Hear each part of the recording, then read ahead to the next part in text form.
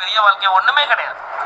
எவ்வளவு பெரிய கோடீஸ்வரனா இருக்கீங்களே, நம்மளை தூக்கிட்டு போறதுக்கு ஒரு 4 நல்ல மனிதர்களை சம்பாதிக்கல அப்படின்னா அந்த உலகத்துல வாழ்ந்து ஒண்ணுமே பயன் கிடையாது. மரணம் தான். ஆதரவற்ற உடல்கள் எடுத்து அடக்கம் பண்றோம். வசதி வாய்ப்பு இல்லாத யாரும் இறந்துட்டாங்க அப்படின்னா அவங்க முறைப்படி அவங்க எந்த முறை கேட்கறாங்களோ அந்த முறை பண்ணி கொடுப்போம். வெளிமாநிலத்துல இருந்து இங்க வந்து இறந்துட்டாங்க, எங்களுக்கு எதுவுமே தெரியாது அப்படின்னா நாங்க செஞ்சு கொடுப்போம். இதுதான் எங்களுடைய வேலை.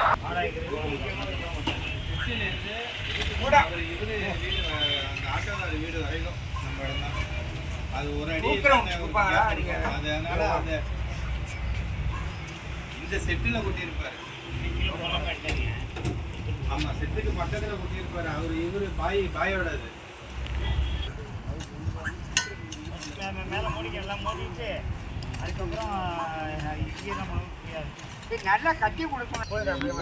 ஜென்மம் நிறைந்தது சென்றவர் வாழ்க, சிந்தை கலங்கிட வந்தவர் வாழ்க, நீரில் மிதந்திடும் கண்களும் காய்க, நிம்மதி நிம்மதி யோவிடம் சூழ்க.